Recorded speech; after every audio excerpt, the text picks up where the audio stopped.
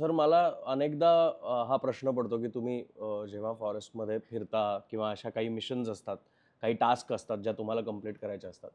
कधी असं झालंय का की अगदी समोरासमोर एखादा वाघ किंवा बिबट्या येऊन थांबलाय आणि आजूबाजूला तसं काही मदतीला किंवा काय हे नाहीये. त्यावेळेला काय भावना असतात मनात? आणि अ, मला हा प्रश्न थोडासा कंटिन्यू असा करायचा आहे, की मी बरेचदा आता बघतो, की काही जण क्लेम करतात प्राण्यांशी आम्ही बोलतो किंवा प्राण्यांच्या काही सवयी सोडवतो किंवा काही प्राण्यांना आम्ही काही गोष्टी कम्युनिकेट करू शकतो. खरंच असं होतं का? कारण प्राण्यांना आपली भाषा कळते किंवा प्राण्यांना एक बॉडी लँग्वेज समजू शकते ह्याबद्दल म्हणजे ह्यावर माझाही विश्वास आहे. कारण आपल्या घरी जी आपण पाळीव प्राणी ठेवतो, कुत्री, मांजरे असतील, अगदी, अगदी, एका अगदी. पॉइंट नंतर आपल्याला त्यांच्याशी कम्युनिकेशन करता यायला लागतं. ते आपलं ऐकायला लागतात. त्यांना काय हवंय ते आपल्याला कळायला लागतं. पण जेव्हा आपण रानटी प्राण्यांबद्दल बोलतोय आणि स्पेशली हिंस्त्र रानटी प्राण्यांबद्दल जे व्हायलंट बाय नेचर आहेत, ज्यांचं शिकार करून खाणं हा त्यांचा मूळ धर्म, स्वभाव आहे. अ, काय होतं?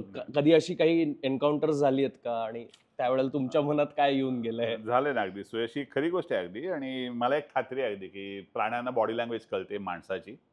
माणसाच्या मनात काय चाललंय हे सुद्धा बहुतेक प्राण्यांना कळते. आपणच एक दुर्दैव आणि मूर्ख असतो, की आपल्याला ते कळत नाही, विशेषतः रानटी प्राण्याच्या बाबतीमध्ये. सगळ्यात आधी जुनं उदाहरण माझा अगदी प्रसंग सांगतो. मी तर अगदी प्रोबेशनला असतानाच अगदी जवळनं वाघ बघितलेला आहे. ही गोष्ट आहे 90 नोव्हेंबर, डिसेंबर परत नोव्हेंबरच महिना आला. मी त्यावेळेस नोव्हेंबर महिन्यामध्ये मेळघाट जंगलामध्ये प्रोबेशनला होतो आणि ढाकणा माझं गाव होतं, ज्या गावामध्ये माझा रेंचार चाललेला होता.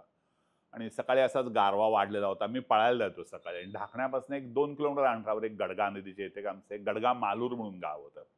तिथं आमचं चेकपोस्ट होतं आणि त्याच्या आधी एक ब्रिज होता. तिथपर्यंत मी पायी जातो 2-3 किलोमीटर आणि परत यायचो मी. आणि मला चांगलं आठवतंय आणि मी त्या पुलाच्या जस्ट अलीकडे आलो होतो, तर आमचा तो नेहमीचा दूधवाला गवळी जो होता, तो सायकलवरनं येत होता. आणि मला एकट्याला म्हणाले, "साहब कहाँ जा रहे हो?" म्हणलं, "मी यही पुलिया तक के जाके आता हूँ." बोला, "साहब कुछ तो बैठा हुआ है पुलिया के पास में, मैं तो साइकिल से आया, मैं तो रुका नहीं क्योंकि कोहरा छा रहा है करके, आप थोड़ा आराम से जाओ." कोरा चारा म्हणजे धुकं. धुकं पडायला लागलेलं होतं. म्हणून मी थोडंसं सावकाश पळायला लागलो आणि म्हणजे त्या बरोबर पुलाच्या अलीकडं. मला सुद्धा असं एक मोठं काहीतरी दिसलं. मला वाटलं मोठं दिसतंय ज्यामुळे बहुतेक हे सांबर असावं. याच्यापेक्षा जास्त काय शक्यता नाही.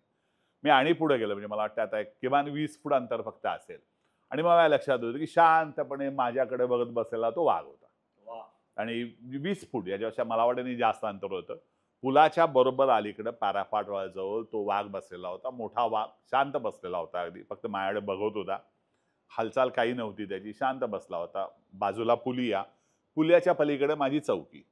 म्हणजे माझा आवाज मोठा असल्यामुळे कदाचित मी 20 फुटावरून ओरडलो असतो तर चौकीतनं माणसं पण येऊ शकली असती. पण मी जेव्हा बघितलं 20 फुटावर वाघ बसलेला आहे आणि मी इथं बसलेलो आहे, उभा राहिलेलो आहे, म्हणजे मी फ्रीज झाल्यावर कसं होतो, त्यावेळेस मला ओरडणं तर शक्यच नव्हतं. म्हणजे कदाचित माझ्या घशातनं आवाजच आला नसता. पण एवढं मला माहिती होतं लांबनं नशिबाने त्याचे डोळे पण चांगले होते, दिसत होतं व्यवस्थित. कोहरा छाया म्हटलं तरी जमिनीवर ते सगळं उतरलेलं नव्हतं. मी तसाच थांबलो आणि एक मला चांगलं माहिती होतं, की आपल्याला वळायचं नाहीये आता.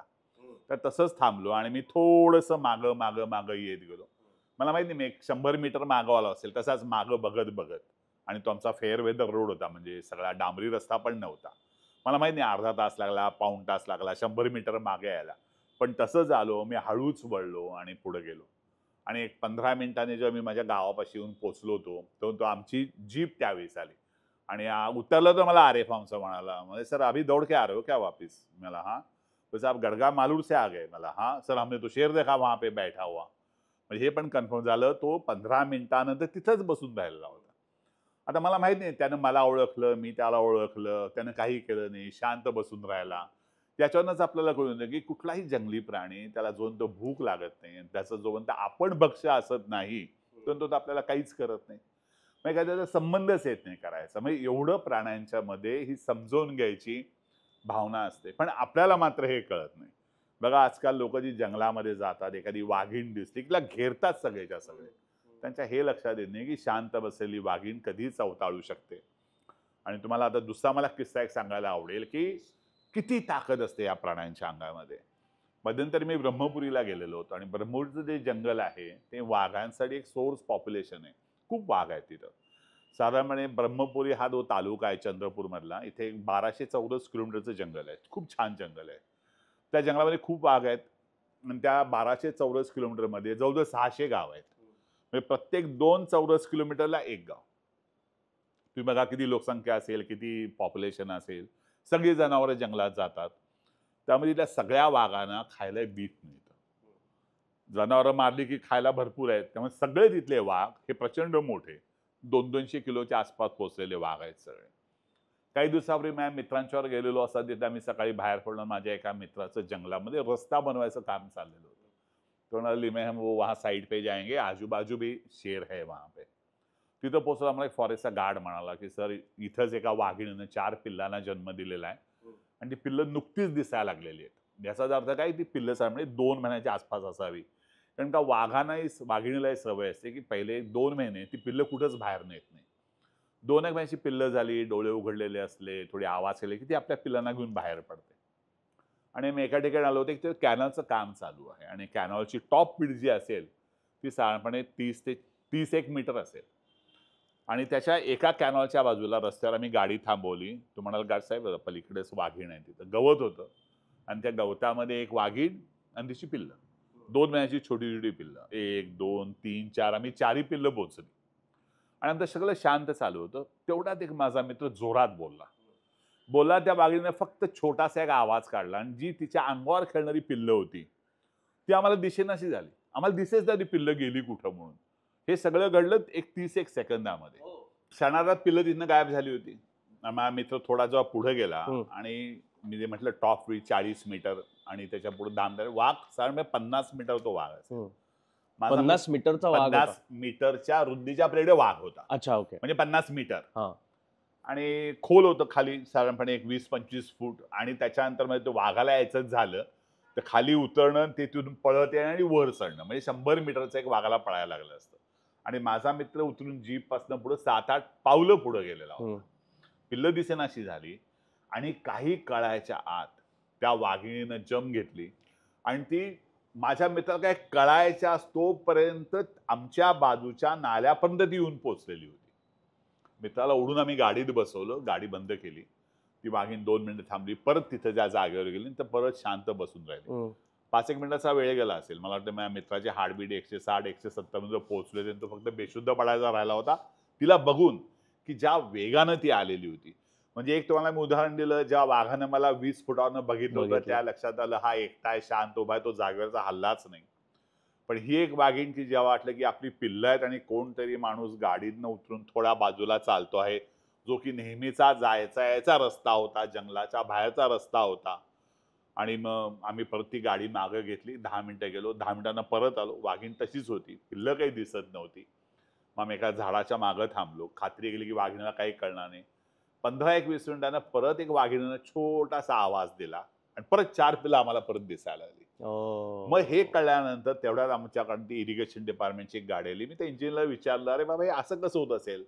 तर म्हणजे साहेब आपण हे नाल्याला जे सिमेंटचं अस्तर केलेलं आहे त्यात खूप ठिकाणी ते अस्तर निघालंय आणि छोटी भोकं पडलेली आहेत. ही जेव्हा वाघीण आवाज काढली म्हणजे पिल्लं गायब झालेली दिसली, ती कुठं नाही पण ती खाली जी भोकांसारखी जागा आहे त्यात जाऊन बसतात. आणि त्यांना असं मला सांगितलं की ही पिल्लं आता इथंच राहतील. वाघिणीनं दूध पाजल्यानंतर वाघीण या पिल्लांना इथं सोडून जाते आणि तिला 5, 6, 7, 8 किती का तास लागेना, ती जोपर्यंत येऊन आपल्या पिल्लांना आवाज देत नाही तोपर्यंत काही केल्या ती पिल्लं त्या दबलेल्या जागेतनं बाहेर येत नाही. म्हणजे किती त्यांचं एकमेकांमध्ये सामंजस्य. आणि माणसाला तर मला ते सगळे प्राणी होतात. ह्या 2 प्रसंगातून त्या लक्षात आलं असेल 100% ते माणसाला ओळखतात. तर माणसांनी त्यांना खूप घाबरून त्यांच्या फक्त जागेत जायचं नाही. मी सांगितलं ना, मुंबईत जा, कुठेही जा, सध्या वन्यप्राण्यांचा जो संघर्ष होतोय हा फक्त स्पेससाठी आहे. त्यांची जागा पण ढापलेली आहे, काढून घेतलेली आहे. त्याने जर आपल्याला परत देणं आहे ते शक्य नाही. किमान आता त्यांची जी जागा आहे त्या जागेत जर आपण जाऊन त्यांना त्रास दिला नाही तर कदाचित हा संघर्ष कमी व्हायची शक्यता आहे. संपणार तर शेवटी कधीच नाही. पण सर आता मी एकदा जिम कॉर्बेटला जंगलात नव्हतो, बाहेर राहत होतो आणि तिथल्या काही लोकल्स बरोबर मी असंच रात्री गप्पा मारताना ते मला एका ब्रिजवर घेऊन गेले की चला रात्री बघू जंगल. फक्त मला सांगितलं होतं की गाडीतनं उतरायचं नाही. बरोबर. आणि काही वर्षांपूर्वीची गोष्ट आहे. तर ते काका मला ज्या रिसॉर्टला मी थांबलो होतो त्याचे मॅनेजर होते, ते मला घेऊन गेले त्यांच्या छोट्याशा गाडीतनं आणि आम्ही गेलो. त्यांनी ब्रिजवरती गाडी थांबवली आणि स्वतः उतरले म्हटलं तुम्ही का उतरताय? तर ते म्हणे नाही मला सवय आहे. हम्म. तर मी म्हटलं सवय म्हणजे? तर ते म्हणले आम्ही वाघाला नाही घाबरत, आम्ही हत्तीला घाबरतो हत्तीला जास्त. घाबरतो. सर हे काय आहे? म्हणजे आत्ता तुमच्या बोलण्यात सुद्धा आलं की मी पाठ दाखवली नाही हम्म, वाघाला हम्म, किंवा मी हम्म, वळलो नाही वाघाकडे हम्म, बघून किंवा हम्म, मी हम्म, अनेक जणांकडनं हे शिकलोय आता हम्म, जंगलात हम्म, फिरताना की वाघ किंवा बिबट्या समोर आला तर डोळ्यात डोळे घालून बघायचं, त्याला हम्म. पाठ शक्यतो दाखवायची नाही किंवा दाखवायची नाही. त्याच्यासमोर खाली बसायचं नाही किंवा हम्म. ह्या किंवा गोष्टी आपण हालचाल फॉलो पण करायची नाही, शांत उभं राहायचं. शांत उभं राहायचं. तर हत्ती, वाघ, आता हे जे जिथे हत्तींचं प्रमाण जास्त आहे, वावर जास्त आहे, प्रमाण म्हणण्यापेक्षा वावर आपण वावर म्हणूया. जास्त आहे, बरोबर. तर तो जो वावर जास्त आहे, अशा एरियाजमध्ये लोक हत्तींना जनरली घाबरतात किंवा ते नको म्हणून त्यासाठी काहीतरी प्रयत्न करतात. तुम्ही आत्ता हत्तींबाबतीत कन्झर्वेशन हम्म. करण्याचे बरेचसे प्रकार किंवा काही प्रोग्राम्स रन करताय. सो काय आहे हे डिफरन्स काय आहे? आणि हत्ती म्हटलं जातं की खूप हुशार आहे, त्याची मेमरी खूप स्ट्रॉंग आहे, जनरेशन बाय जनरेशन त्याची मेमरी पास ऑन होते की कुठल्या तरी एका पिढीच्या हत्तीणीकडनं तिच्या पुढच्या 2 पिढ्यांनंतरच्या हत्तीच्या पिल्लांमध्ये सुद्धा काही मेमरी मॅप्स ट्रान्सफर होतात. त्याचे सायंटिफिक पुरावे सुद्धा आहेत. सो हे काय डिफरन्स आहे आणि काय फरक पडतो? नाही, फरक एवढाच आहे की एक काय खरी गोष्ट आहे, हत्ती अतिशय हुशार प्राणी आहे. हत्तीचे कान भयंकर तीक्ष्ण असतात. डोळ्याला हत्तीला कमी दिसतं, पण वास याची क्षमता फार असते. मग हत्तीची सोंड काय इकडे फिरत असते, कान नेहमी उभारलेले असतात. आणि हत्तीचे एक आहे मात्र की आहे अनप्रेडिक्टेबल. खूपदा असं झालेलं की आपल्याला कळत पण आहे काय होईल. पण हत्तीचं सुद्धा असं आहे, पिल्लू जेव्हा बरोबर असेल तेव्हा हत्तीणी विशेषतः जास्त अलर्ट झालेले असतात. आणि बुल जेव्हा एकटा हिंडत असतो, नर हत्ती, तर तो मस्त मध्ये असेल तर थोडा तो अनप्रेडिक्टेबल राहतो. अदरवाईज ते माणसापासून सेफ डिस्टन्सहून राहतात. तुम्ही बघा बरं, त्या गाड्याचा ऑलरेडी हत्ती पळतो. हत्ती पळताना बैल असेल हो, कसा घाबरल्यावर हो, तो पळतो अगदी, पण वेग भरपूर असतो हो. हत्तीचा. तर हत्तीच्या प्रदेशात राहणारी जी लोक आहेत त्यांना साधारणपणे कल्पना असते कुठला हत्तीचा कळप आहे, काय आहे, हा अंगावर येईल का नाही. पण अनप्रेडिक्टेबल मात्र सगळेच प्राणी आहेत. शेवटी वाईल्ड आहेत ते, त्यामुळे त्यांच्यापासून जेवढं जास्त दूर राहावं. म्हणजे गावातला कुठलाही माणूस म्हणाला की आम्ही तिथं राहणार आहोत, आम्हाला सगळं माहिती आहे, तरी ज्या प्रदेशात प्राणी आहेत तिथं आपण स्वतः उतरणं जागेखाली हे पण काही बरोबर नाही. आधी मध्यंतरी मी झारखंडमध्ये गेलो, त्या गावातली लोक सांगत होती त्यांच्याकडे एक मोठा मस्ताराम नावाचा हाती गावामध्ये असा मोठा मस्तराम. बुल मस्ताराम. आणि लोक त्याला घाबरले, त्याला रेग्युलर भेट काय तो कोणालाच कधी हल्ला करत नव्हता. तर शेवटी असं की ते लोक हत्तीच्या मागं लागायला लागली, दगड मारायला लागली, त्याची शेपूट ओढायला लागली. एक दिवशी मस्ताराम मागं वळला, त्याच्या वळून चालण्यातच 2 लोक खाली पायाखाली आली. ओ तर एवढा मोठा प्राणी आहे, एवढी त्याच्यात ताकद आहे, तर त्याच्यात दूर राहिलेलं चांगलं. कुणीही कधीही मी जंगलात हिंडतो म्हणून वन्य प्राण्यांची मला माहिती आहे या भ्रमात राहू नये. कारण काय शेवटी सगळ्या अनप्रेडिक्टेबल गोष्टी आहेत. काही वर्षापूर्वी आपल्याला कल्पना असेल की आमची एक वनरक्षक सुद्धा मायाकडनं मारली गेली होती. की जी माया वनरक्षकाला बघायची, वनरक्षक मायाला बघायची, तिचा अंदाज चुकला, मायाची पिल्लं होती, ती नेमकी तिनं रस्ता चुकला आणि एका फटक्यात ती मायाकडनं मारली गेली होती. त्या वन्य प्राण्यांच्यापासून नेहमी सुरक्षित अंतर ठेवणं आणि लांब राहणं या 2 गोष्टींमध्ये सगळ्यांनीच पाळलं, जे आम्ही वनाधिकारी सुद्धा पाळतो. वनाधिकारी म्हणून आम्ही जंगलात कुठे उतरून गेलो असं कधी होत नाही. बरोबर. त्या विशेषतः हत्तीच्या प्रदेशात मी सगळ्यांना सांगेन की हत्तीपासून जेवढं दूर राहता येईल. हत्तीला पण ते छान आहे, हत्ती पण घाबरणार नाही, तुमच्या जीवावर बेतणार नाही. कुणाला जर असं वाटत असेल किंवा हत्ती काय आहे, मी पळतोय जास्त चांगला, पण हत्ती जेव्हा पळतो त्या हत्तीचा स्पीड जर तुम्ही बैलात तुमचा विश्वास बसणार नाही. मोठ्या मोठ्या गाड्यांचा पाठलाग सुद्धा हत्तीने केलेला आहे, कॉर्बेटमध्ये बघा, आसाममध्ये बघा. पण जर तुम्ही त्यांना वेळ दिला, त्यांना तुम्ही त्रास दिला नाही, तर हत्ती एवढा सारखा मोठा प्राणी सुद्धा तुमच्यापासून जपून राहतो. आता अवनीबद्दल बोलताना सुद्धा मायाचा उल्लेख आला, आत्ता पण मायाचा उल्लेख आला. माझ्या मनात प्रश्न आहे किंवा माझी मनापासून ही इच्छा आहे की काही जण म्हणतात माया गेली, माया आता दिसत नाही, याचा अर्थ माया दिसणार नाही. काही जण म्हणतात की अरे प्रूफ्स आले. आता बरेचदा सोशल मीडियावरती अशा काही चुकीचे न्यूज चॅनल्स आहेत जे कुठलीही शहानिशा न करता वाटेल ती न्यूज स्प्रेड करतात, व्हायरल करण्यासाठी कॉन्टेंट किंवा लाईक्स मिळवण्यासाठी आणि त्याच्यातनं पैसे कमवण्यासाठी वाटेल ती न्यूज डायरेक्ट स्प्रेड करतात. तुम्ही सिन्स यू आर कनेक्टेड आणि तुम्हाला माहिती आहे, तुम्ही मायाबरोबर सुद्धा बराच वेळ घालवलेला आहे, तुम्ही ताडोबा खूप जवळनं पाहिलेला आहे, तुम्हाला काय वाटतंय माया खरंच गेलीये का आहे कुठेतरी मिसिंग आहे? काय आहे मायाचं आता याच थोडं उत्तर देणं अवघड आहे, कारण आता जो 2 वर्षाली मायाचा पत्ता लागलेला नाही. बरं, माया अशी वाघीण आहे की ती कुठे लपून बसणारी नाहीये. तिच्या जागेत ती नाही, तिची जागा ऑलरेडी दुसऱ्या वाघिणीत, हे पण गोष्ट खरी आहे. ना आम्हाला तिथे कुठे जिथं कुठे आता हाडं वगैरे मिळाली त्या DNA टेस्टिंग मध्ये ती माया आहे असं कळलं कन्फर्म नाही झालं. बाहेरूनही कुठं माया असा काही पत्ता लागला नाही. त्यामुळे मला असं वाटत नाही की माया आता असेल कुठं. पण होप मात्र मनामध्ये आहे की कधी ती माया पुन्हा आपल्याला दिसू शकेल. का 12-14 वर्षाची वाघीण आहे ती शेवटी. माहित नाही मला की तिचं काय झालेलं असेल. जिथं असेल तिथं सुखात असू दे. पण अचानक दिसली तर अजूनही आवडेल. हो. पण वनाधिकाऱ्याचं आतलं एक मन मला सांगते की नाही आता माया कदाचित नसावी. कारण दिसणार नाही. आतापर्यंत पत्ता नाहीये.